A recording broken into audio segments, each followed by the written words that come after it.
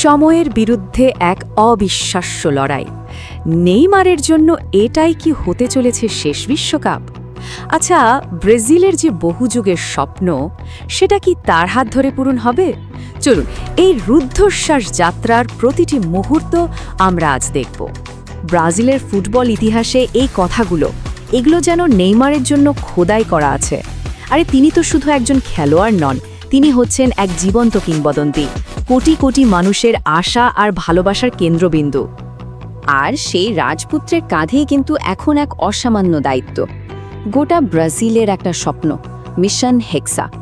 ষষ্ঠ বিশ্বকাপ জয়ে যে একটা জাতীয় জুনুন, তার মুখই তো এখন নেইমার, তাই না? মিশন হেক্সা, এটা কিন্তু শুধু দুটো শব্দ না, এটা হলো ব্রাজিলের শিরায় শিরায় বয়ে চলা একটা জাতীয় আবেগ।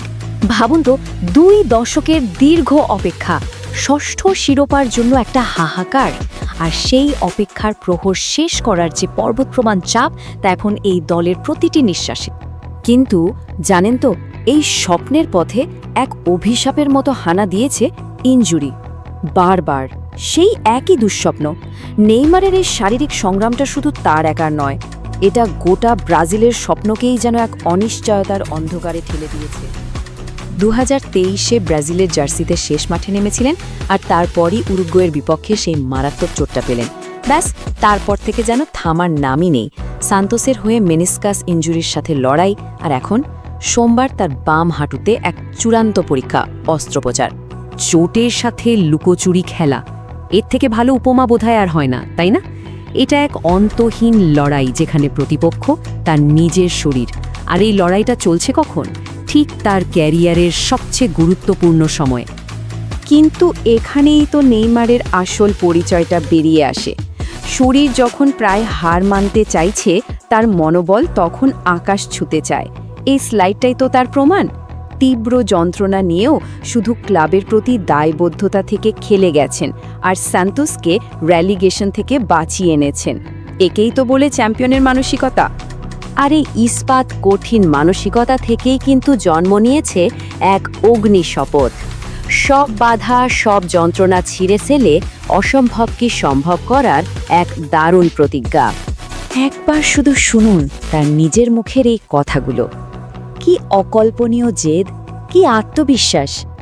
এই একটাই বাক্য, আর তাতেই বোঝা যায় বিশ্বকাপের জন্য তিনি কতটা মরিয়া। ফাইনালের মঞ্চে গোল করার এই প্রতিজ্ঞা, এটা শুধু মুখের কথা নয়, এটা তার ভেতরের জ্বলতে থাকা আগুনেরই বহিঃপ্রকাশ। আচ্ছা, এই তীব্র আকাঙ্ক্ষা দেখে মনে কিন্তু একটাই প্রশ্ন জাগে, সোনালি কেরিয়ারের একেবারে শেষ প্রান্তে এসে এটাই কি তার শেষ ইচ্ছা?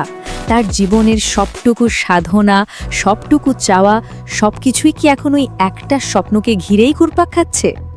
তো এই আবেগঘন প্রতিজ্ঞার পর চলুন এবার ফেরা যাক কঠোর বাস্তবতায়। কারণ স্বপ্নটা সত্যি করতে হলে তাকে তো আগে মাঠে ফিরতে হবে, তাই না?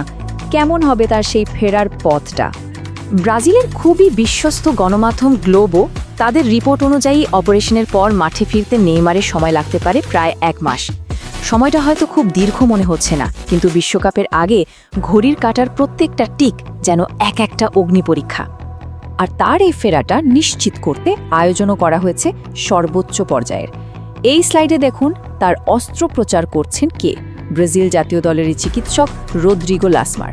আর পুরো প্রক্রিয়াটা খোদ ব্রাজিল ফুটবল ফেডারেশনের কড়া নজরে থাকছে, যাতে বিন্দু মাত্র কোনো ঝুঁকি না থেকে যায়। শুধু ফেডারেশনই না, তার ওপর পূর্ণ আস্থা রাখছেন ব্রাজিলের কোচ কার্লো আনচেলোত্তিও। তার একটাই চাওয়া, বিশ্বকাপের মঞ্চে বিশ্ব দেখবে এক নতুন নেইমারকে, সম্পূর্ণ ফিট, অপ্রতিরোধ্য, আর আগের থেকেও অনেক বেশি ক্ষুধার্ত একজন নেইমারকে। এই সমস্ত লড়াই, এই যন্ত্রণা, এই প্রতিজ্ঞা, সবকিছুর চূড়ান্ত গন্তব্য কিন্তু একটাই, 2026 বিশ্বকাপ। সবার দৃষ্টি এখন কেবল সেই সোনালি ট্রফিটার দিকেই। তো বিশ্বকাপের মঞ্চে ব্রাজিলের প্রথম চ্যালেঞ্জটা হলো গ্রুপ সি, যেখানে তাদের লড়তে হবে মরক্কো, হাইটি এবং স্কটল্যান্ডের বিরুদ্ধে। কোনো প্রতিপক্ষকেই কিন্তু হালকাভাবে নেওয়ার সুযোগ নেই। তবে এবার সেলেসাউদের লক্ষ্যটা আর শুধু গ্রুপ পর্ব পার হওয়াতে আটকেনি না, তাদের চোখ এখন সোজা ফাইনালের দিকে। এবারের উচ্চাকাঙ্ক্ষাটা একেবারে চূড়ায়। আর এই বিশাল লক্ষ্যের পেছনে চালিকার শক্তি হিসেবে কাজ করছে সেই চিরচেনা একটি মন্ত্র, একটি জুনুন, মিশন হেক্সা। 2 দশকের অপেক্ষা শেষ করে ষষ্ঠ শিরোপা ঘরে তোলার সেই অদম্য প্রতীক।